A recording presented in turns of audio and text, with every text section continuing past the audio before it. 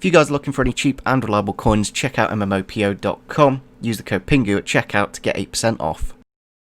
You guys are up to Season 2, Episode number 13 of the Derby Criminal Life, and to start off this episode, we're currently 9th in the table. We do have Manchester United to kick off this episode, who we did lose against a couple of months ago now, in December of course. It was a 4-1 loss at home that time, so away at Old Trafford, it might be a bigger scoreline of course. Then we've got Newcastle and Crystal Palace. I might be tempted to go to 4 games per episode now that we have left the January transfer window, just so we can get to the end of the season a little bit quicker. And yeah, obviously we're in the FA Cup as well, so we've got Leicester in our 4th game, so we'll either do that in this episode or the next one. It just really depends on how much really goes on. So yeah, we've got not many games left obviously of the season. You know, say February's a month, February's an episode, then we've got March as an episode, then we've got April maybe as one episode, and then yeah, there you go. It's only 2 or 3 more episodes left of this season, then we'll be moving into Season 3. One thing I thought I'd do now that we have left the January transfer window is sort out some of the wages, especially for our big players, you know, the ones that aren't happy with their current contracts, such as Christian Bielik, Kamil Jozwiak. We'll just have a look and see anyone, Jordan Ibe potentially, Jason Knight. The problem is with these contracts is they've got a long deal, but it's not the wage that they want, so it's kind of irrelevant how much time they do have. And if obviously they do fall out with the club, they'll kind of force a move out and the morale will go down, and then they'll be like minus 3 or 4 ratings. So yeah, you definitely want to keep your players happy this season. Obviously Kamil Jozwiak has been one of the better players, so we'll go in for him first and get his contract sorted. I still don't know if the manager thing is just on PC or it's a console issue as well. But as you can see, we're not going to be able to give him a contract extension. I'm hoping they come in with the wages, because I'm not 100% sure what he wants. And there we go, that's good to see. So he's gone up by 11,000. We'll remove the goal bonus, and yeah, we don't really need to use the money for anything else. So obviously just keeping these players happy is probably what's best to do. And as you can see, the contract's not ticked, but it's not a down, a thumbs down. So that's the main aspect that we're looking for in these deals. Of course, we'll just look at literally all the players that are pretty much above a good rating, like Tom Lawrence for example. I might look to make Tom Lawrence, because he's a crucial squad role in his new contract, I'll look to try and make him a rotation. Bit odd that Louis Sibley's not happy with his contract. Yeah, there's a few here that obviously are going to be expiring, such as Graham Shinney and Nathan Burns, so they'll go at the end of the season. We could potentially look at one more pre-contract signing, I think. But I think we'll wait for the time being, because I looked so many players. I think I looked for about 250 and found about 3 or 4, and most of them were goalkeepers as well. And I just felt we didn't really need a goalkeeper. So yeah, let's go into Christian Bielik now. Got some lovely boots on there. Obviously crucial role for him. He'll probably go up to 30 grand a week wages as well, like Kamil Jozwiak did. We'll give him a 1-year extension. I'll just keep him here for another year. And worst case scenario, obviously, you can just... Ooh, that's interesting. A release clause. I don't know if I want that. 75 million is a lot of money. And it would probably be about the right price tag I'd sell him for if I was going to sell him. But I kind of want to... I don't know, do we keep the release clause? I kind of wish I had a look and see what kind of value he's worth. He is 24.81 rated, and it's one of those that we'll negotiate it up to 95. If we can get 95 million for him, then I'm more than happy to let that release clause in there. Try and get it up to 85, and hopefully they accept that, because that's a lot of money. They're only looking at 75. We'll try 80 and get the extra 5 million. I'm kind of happy with 75 anyway. And there we go, 80 million. Like if a club comes in with 80 million, then that'll be fine. Honestly, I don't see any issue at all with that. Unfortunately, we're going to have to take out that bonus, and hopefully that doesn't affect the wage too much. You see, it's 6 grand a week wages just for that bonus. So we'll knock it down to 27.5, 28k actually. I do like Bielik, and we don't want to ruin these deals, but I think we're just going to accept it at this point. We don't really need to We don't 100% need to do this because they have got such long contracts still, but it's worth doing just to keep everyone happy with morale, of course. So the next player that we will do, I think, is Jordan Ibe.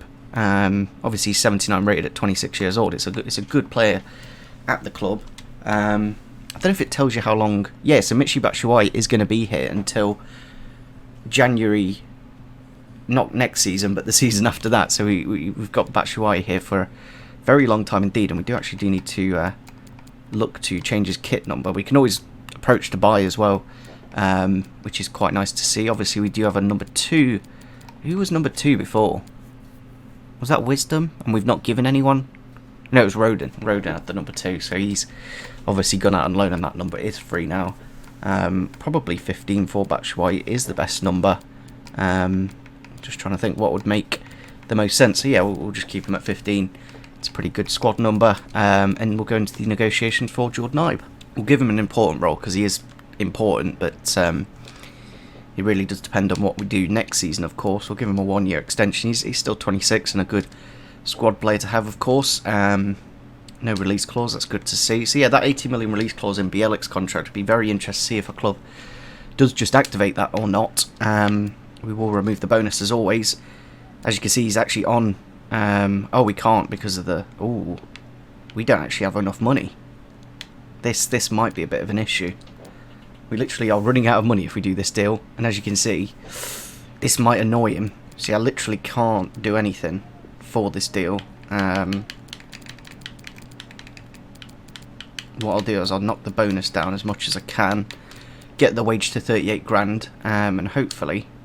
There we go. So I've just about managed to squeeze that one over the line, and we've literally got no money left now. So those deals just make we've got £14 in our transfer budget, so we can get a few meal deals for the lads, but not much other than that. But yeah, that just assures that basically we can make sure all these players that are playing are happy. Unfortunately, Jason Knight is maybe one that I could have done, but he has got 5.5 years left on his contract, so it's not too much of a concern.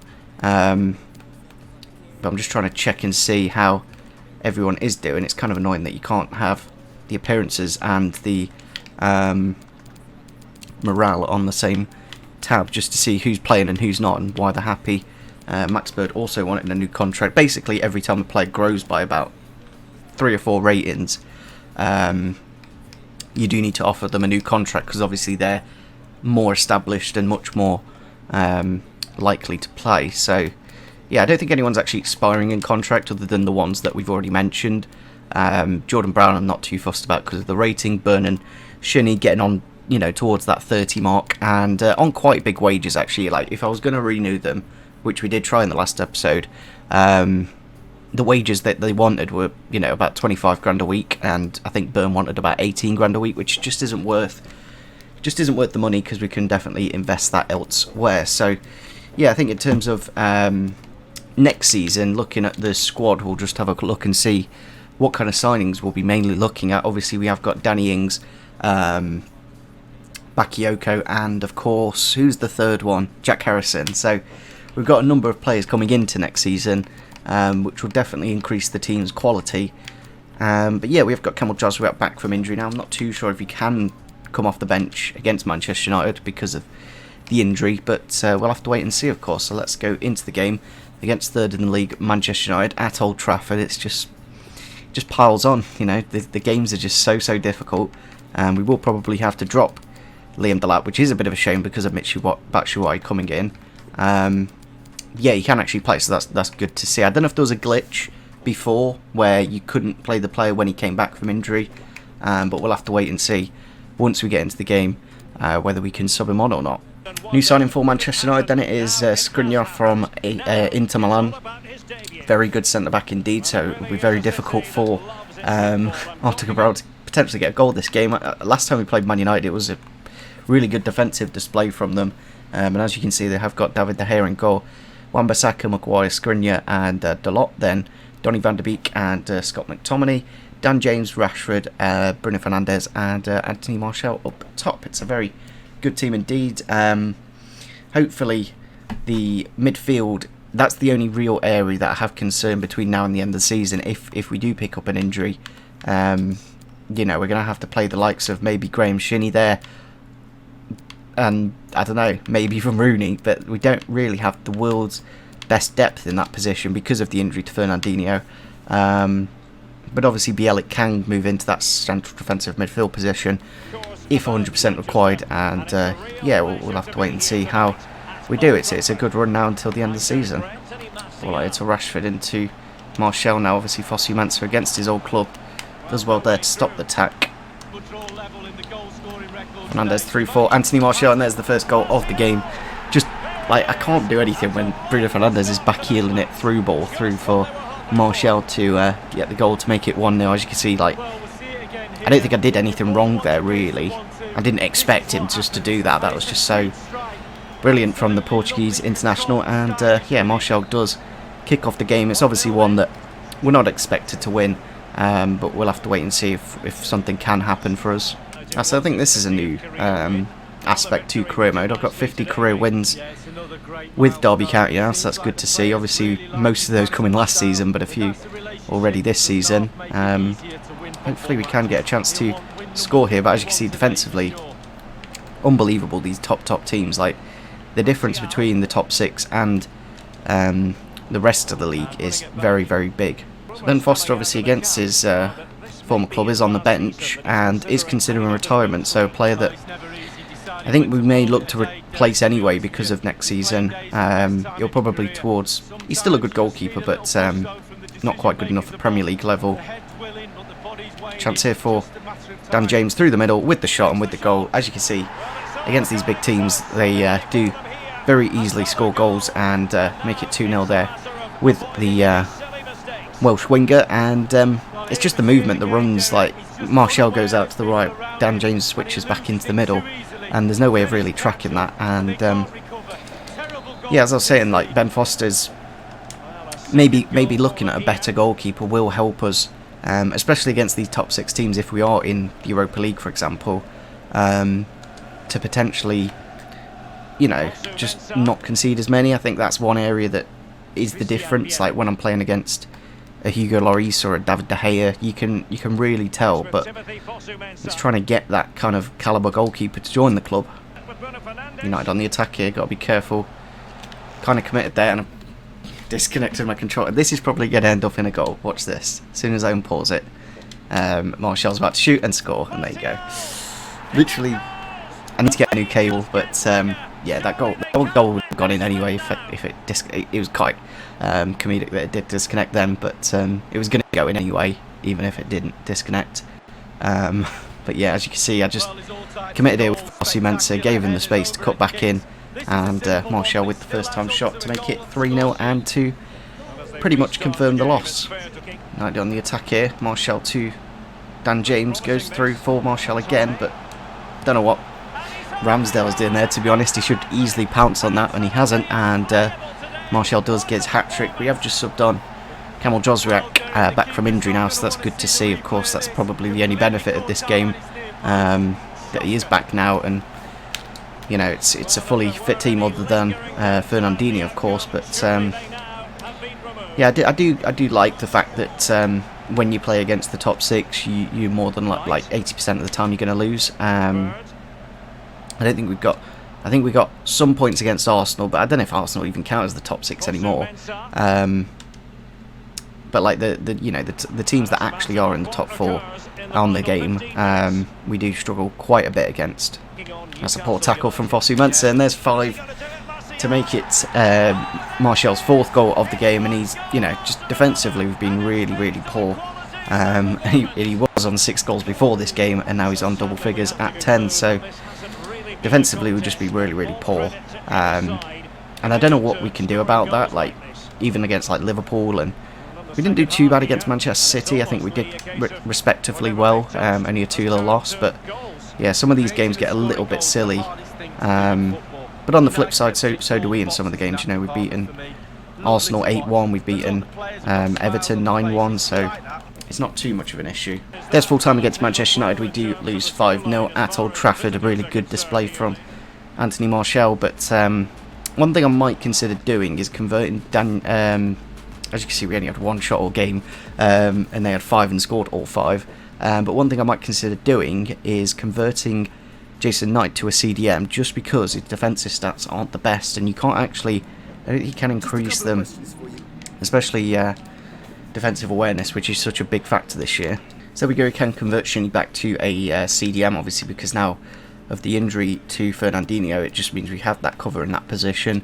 And as I was mentioning, what we could probably do is convert Jason Knight to a CDM, because then his defensive stats are more likely to increase.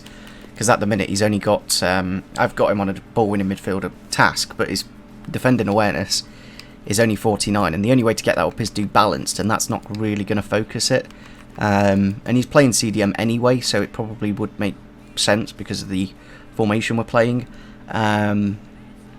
Obviously going forwards, he's quite a nice asset to have. He's got very good agility and balance, but and he actually has got 88 ball control now and 90 short passing. But yeah, if we can get those defending stats up to be a much more rounded midfielder, then that would be quite good. It obviously won't happen for quite a while, but we'll have to wait and see. So obviously now Graham Shinnie is expiring. He is going to Torino at the end of the year. Nice Italian holiday for him. Yeah, I think we'll definitely, obviously Bakayoko is that straight up replacement for him coming next season. And we have had a loan offer here for Lee Buchanan from Inter Miami. I don't know if the MLS has a different window, but what we'll do is just a loan on a short term or 1 year. We'll do a 1 year loan and we'll see if they're interested in that. Lee Buchanan is one of those, obviously, because he's playing in the Derby team at the minute in real life. I kind of do want to keep him. And there we go. RB Salzburg has accepted the deal for Bobby Duncan. It's just down to Salzburg. It's down to Bobby Duncan if he wants to go to Salzburg now. So we'll have to wait and see, of course. Yeah, we're in a bit of an interesting space in the table. Obviously, we can't really go that high because of the, chasing back of those Europa League spaces. Obviously, there's 6 points between us and Wolves, and then you go down. Obviously, we're not going to get relegated because 19 points for Leeds United, and we've got double pretty much. We've got a double and a point more. So I just don't see. I don't see us getting any higher than we are, and I don't see us getting any lower. So we're going to get that mid-table finish, which is good for the objectives, of course, and it means we can focus on the FA Cup a little bit more. And Inter Miami have accepted the 1 year for Lee Buchanan, and Adam Ida has agreed to join Frankfurt, so that will be a deal that goes through at the end of the season. Obviously, we've got Danny Ings coming in, so in terms of those positions, we're very good indeed. Galatasaray have approached Nathan Byrne here for a deal, so it'll be interesting to see if that goes through, and obviously he will be leaving the club anyway at the end of the season. And yeah, we'll be definitely looking for a proper first team right back, because that's probably the main weakness of our defence, because Yedlin can't grow anymore because of his age. We're kind of stuck with him until the end of the season. He's still a good player, but I think there's definitely better options out there. So Kamal Josrak does want to play the next game, so that's good to see.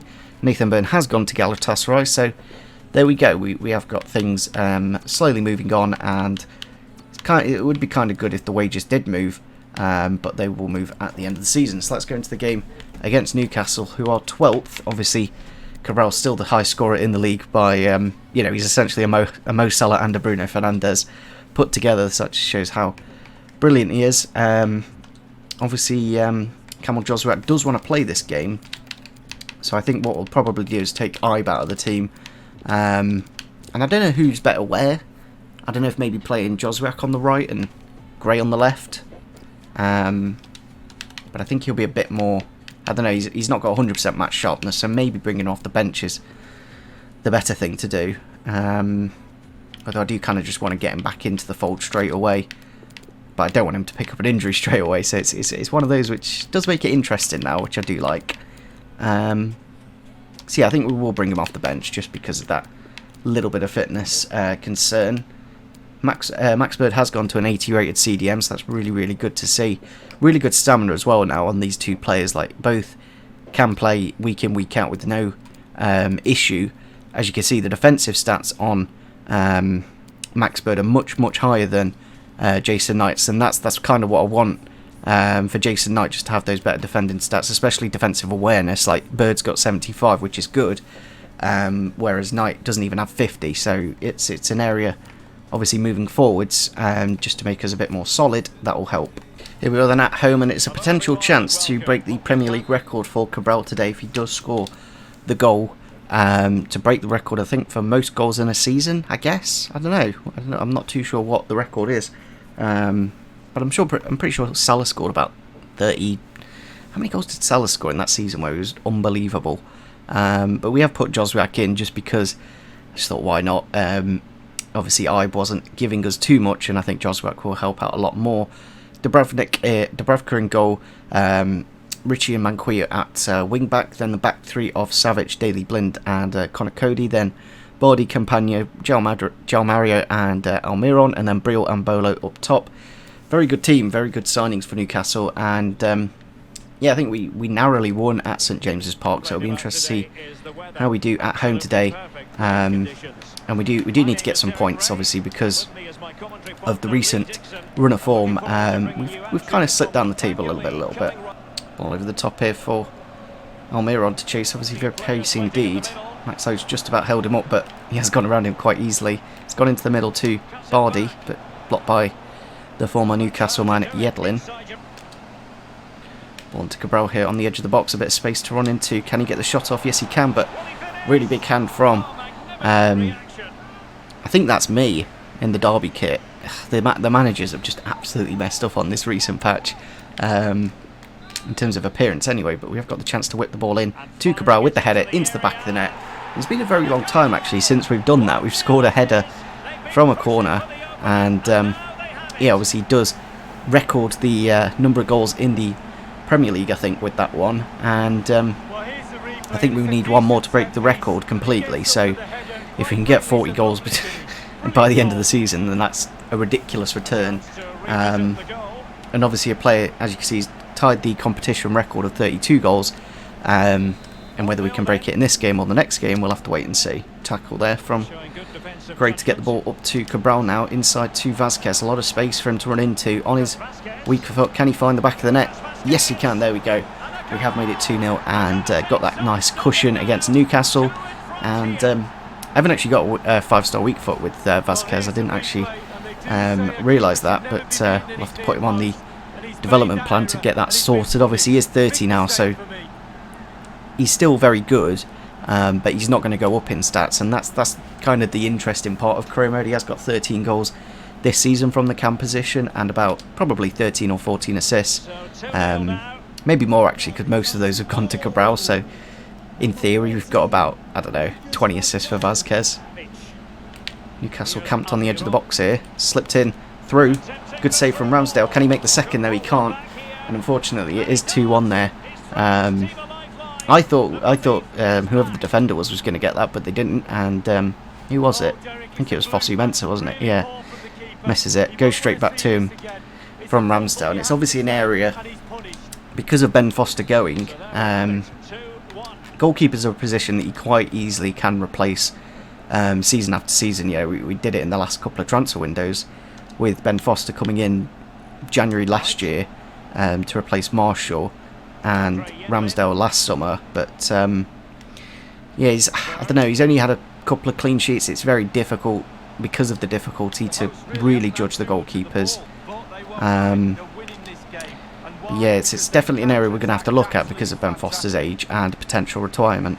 On to Cabral, through for Vazquez, really easy. That movement there was so smooth and makes that goal so easy to happen, and it's really good to see another goal in this game just to get that 2-goal cushion back. And of course Vazquez with his is that 14th goal of the season now for the number 14. Good to see, of course.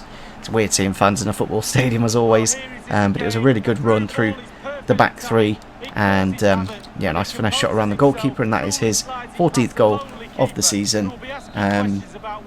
Obviously the two attackers of Vazquez and Cabral are definitely players that I would consider selling, especially with the form they've been in. Their value will be sky high, and yeah, we can obviously reinvest that money in the rest of the squad. especially the defensive side. Like, I think scoring goals is not an issue for us. It's getting those defenders that have brilliant defensive awareness. Like, if I had 4 Bieliks in my defence, I definitely wouldn't concede as many. And there's a goal for Newcastle to make it 3-2. I was just zoning out there. I think I just got a message. And, yeah, Bolo does make it 3-2. There we go, full time against Newcastle. We do narrowly win this game 3-2. Really did struggle towards the end there to get that, well, final goal to make sure fully that we won the game. We did manage to do it in the end. Dubravka making a few decent saves, and obviously a goalkeeper that might be the kind of realistic signing that we could look at if he's like, I don't know, 84, 85 rated. Obviously very tall and very good. The offer for Bobby Duncan has been withdrawn. I'm not too sure if the player's not accepted that or something, but obviously a player that we do definitely need to either sell or move on, as he is 66 rated. It's one of those that I very much doubt he'll grow in stats. Also for Lee Buchanan, the deal has been withdrawn, and the Everton fixture has been rescheduled. So let me just quickly check whereabouts that goes. I think that's perfectly fine. There's no issue with that. But yeah, like, that Leicester game is quite important in a few days' time on the 2nd. So we've got a few days. We've got 1, 2, 3 days of rest. I definitely want to win this game against Leicester and get through to the quarterfinals of the FA Cup. It's just a question of what kind of lineup we go for this Crystal Palace game. So let's go into the match selection. Of course, Matt Clark does want to play this game, and I might be tempted to do that because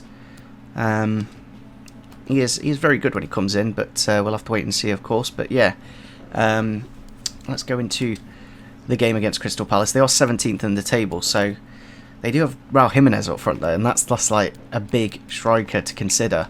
But I think what we'll do is we'll put Matty Clark into that defence, and I don't know what else we'll do. I think we'll probably put Josrak into the lineup as well. Here we are then at Selhurst Park against Crystal Palace. I think that's, yeah, it's Ian Wright's tifo, isn't it, on the stadium. Lucas Torreira is the new signing, and they are 17th in the table, so they're not doing too well, but that lineup looks really interesting indeed. They do have Bryce Samba, the former Forest goalkeeper, Brandon Williams, I think that is, from Manchester United, Gary Cahill, Reedy Wall and Conti, then Townsend, Milicevic and Torreira, Eze on the left, and Raul Jimenez and Paulson up top. It's actually a really, really tough team, and it'll be interesting to see how we do. Of course, I've put in Matty Clark just for that extra bit of physicality, and did want to play this game, of course. Palace on the attack here with Jimenez. He was a player that I was looking at if Cabral was sold in January as a quick and easy replacement, and since he is at Crystal Palace now, it makes sense that he would join us, because Palace aren't exactly... It's a weird move from Jimenez, to be honest. It's in the box here with Paulson, though. Bielik just does about enough. Like, if I had like 4 Bieliks in my defence, I don't think I could concede that many goals. But it's obviously finding a player of his quality. It's gone into Cabral now. Cabral with the ball here, chance to run through. Obviously Gary Cahill's not the fastest in the world.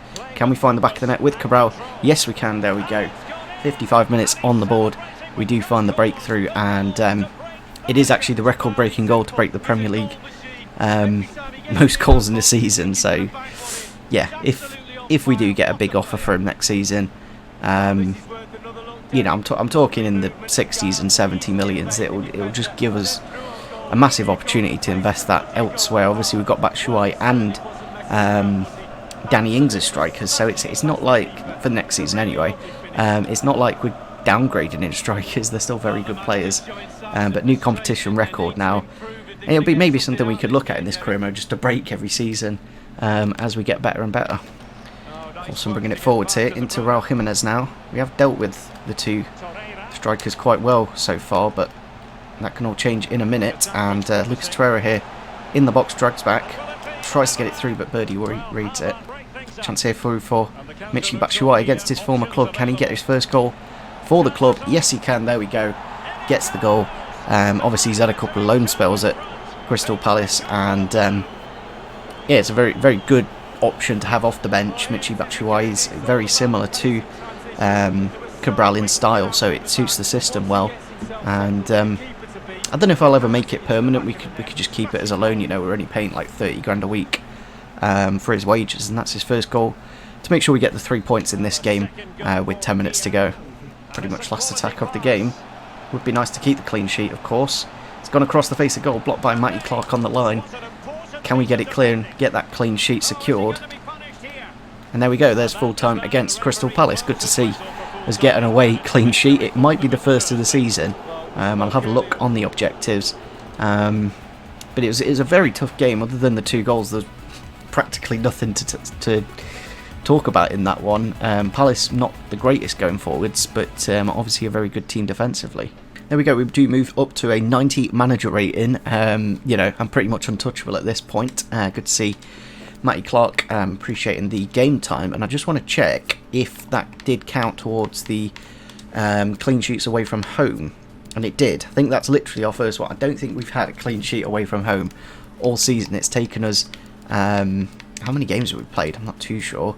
Yeah, I'm just having a quick look and see if we've got one somewhere else, and obviously it would still count as one because it's not been on a run. It might be our first clean sheet of the year as well. I don't think we've really done that well defensively. Obviously on ultimate difficulty it is very difficult to prevent goals going in, but our next game is against Leicester City, the East Midlands derby-ish of the FA Cup round, and there is a transfer offer here for Wayne Rooney of 4.4 million. And for a player that's not exactly playing, it's just because of the defensive elements to him. It is impossible to. I'd have to play him at cam, and then we wouldn't have Vasquez, Sibley, Lawrence. You know, there's 3 players ahead of him already, so he is on a lot of wages as well. So we'll try and negotiate up to 4.85 million, and you know that way we can get his wages off. And yeah, in the Championship he was really good. But now we've gone up to the Premier League, it's just a little bit too much of a jump for him. And at 36 to get 4.8 million, you know, I'm more than happy with that. But yeah, as I mentioned, the physical side is just what kind of lets him down. In these games on ultimate difficulty, you can't really have somebody like Wayne Rooney because of the lack of defensive side and the lack of pace.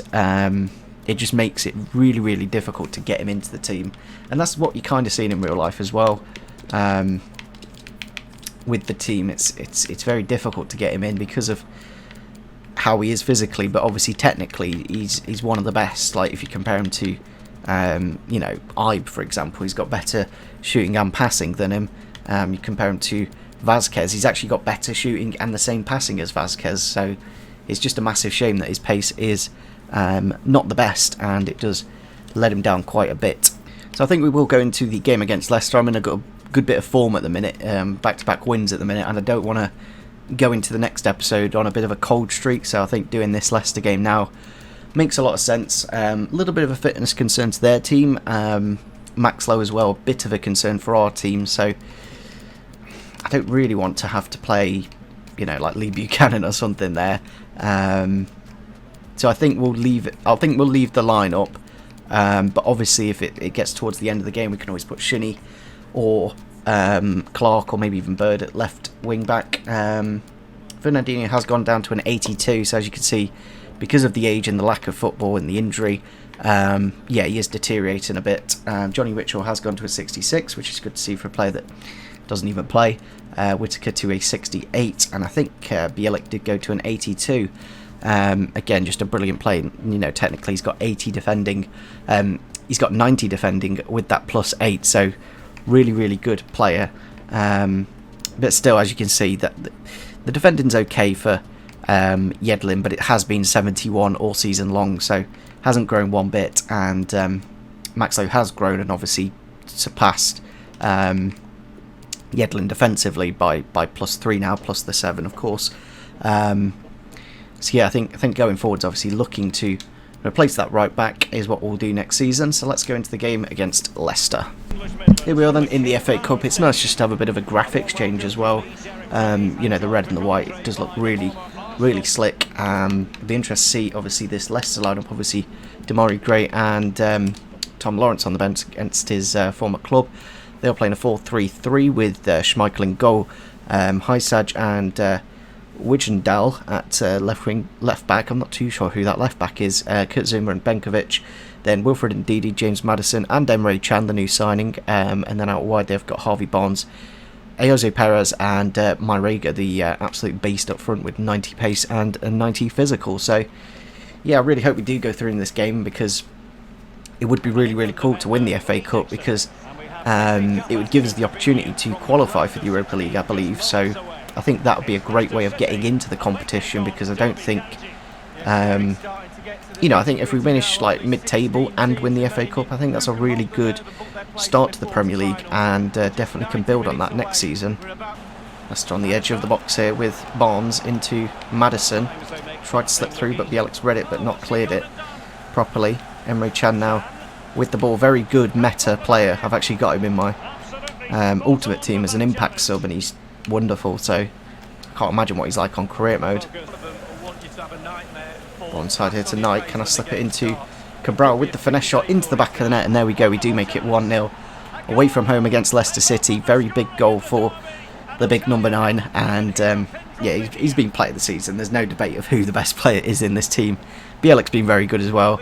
Bird and Knight really consistent, but obviously with about 35 goals this season now for Cabral, it's kind of pretty easy to see who's getting these results for us. And yeah, really nice finish into that back of the net to, I think it's his first FA Cup game goal. No, second. So obviously scored one previously. Cabral with the chance to use his pace. Hopefully can break through this Leicester defence and hopefully find the back of the net to make it 2-0. Yes, he does. Gets us that 2-goal advantage, and that is the really good stage of the game. When you got those 2 goals, it's a very nice situation to be in, and gets us off to the best of starts in this first half away from home. Ball out here to Jose Perez, but a great tackle from Christian Bielik. It's just a wonderful defender, and now chance for Joswiak to use his pace down the left-hand side. High Sedge, not the fastest. Whips it into the middle. Oh, good defending from Ndidi, I think that was, to prevent the goal. Anderson with the ball here into Mairega. Cross to Emre Can. Can he get the goal? Great save. I don't know how. I want to watch that back. How has Ramsdale done that? For all the goals that he does let in, he does pull out one of these every now and then, and kind of does redeem him massively. Obviously on ultimate difficulty, like saving any shots is unbelievable, but that is, I don't know how that's not gone in. It's a little bit of luck, I guess, because it has come off the post and come off nearly to a straight rebound to a Leicester player. But yeah, we've got a bit lucky in a way, but a brilliant save at the same time. Oh, intercepted by Cabral here. Can we get the 3rd goal to wrap up this game with the finesse shot straight into Kasper Schmeichel? Could have done with that 3rd goal just to fully secure the game, because if they do get a goal to make it 2-1, does open it back up, of course. Lawrence against his former club. Can he make it 3-2, wrap up this game? Yes, he can. There we go. Tom Lawrence does get the final goal. Louis Sibley with a nice dink through ball, and yeah, it's good to see us go through to the next round. It'll be very interesting to see what our opponents are. Hopefully it's not one of Manchester City, Arsenal or Spurs, anyone other than them. Any team out of the top 6 would be very good to play against. Arsenal aren't too bad to play against, just because of obviously when they do play us, or it just makes it very easy to score against. Leicester on the attack here. Mairega to Emre Can, back to Mairega. Great save from Ramsdale to keep the clean sheet, and yeah, it will be back-to-back clean sheets. I don't know if it will count as an away clean sheet though. I don't know if it's league on the objective, but Knight down the right mid here to potentially make it 4 if we can get a delivery into the middle. There we go, full time against Leicester. Good win in the 5th round of the FA Cup. We do advance to the quarterfinals now, and yeah, it'll be very interesting to see who we do come against. Ramsdale with a couple of very good saves. Cabral as always with the goals, and yeah, we get the win. As you can see, Wolves have lost to Arsenal. Manchester City have beaten Blackburn. Spurs have beaten QPR. Newcastle beaten Southampton. Portsmouth beaten Forest Green. I'd love Portsmouth in the next round. Chelsea beating Luton, and Everton beating Sheffield United. So yeah, there's only a couple of easy teams, so it's a very good chance that we will have a tough draw in the next round. So it'll be very interesting to see who we do get, of course. Match rescheduled against Everton, which I think has already been rescheduled, and we get an extra 416,000 I'm not too sure where that money does go though, but let's just advance and see if the next round of the FA Cup is announced, and it is against Spurs. That is a big team away from home as well. So in the next episode will be quite an interesting one. It's kind of crazy how close those two FA Cup games are. Playing that one on the Wednesday, and then we got Spurs the week after. Obviously Watford's quite a nice warm-up game for the next episode. And then we play Leicester again. I'm not too sure whether Everton's gone to there then, Wednesday midweek. We've got 4 away games in a row here. We've got Southampton, Everton, Burnley and Arsenal. And then Chelsea and Manchester City to finish off the season. So what we'll do in the next episode is play all these games in this month, plus the Fulham game. Then we'll play another 4 in the episode after that, getting up to the Arsenal game. Then we'll play those 3. Obviously there might be an extra, if we do win against Spurs, an extra FA Cup game.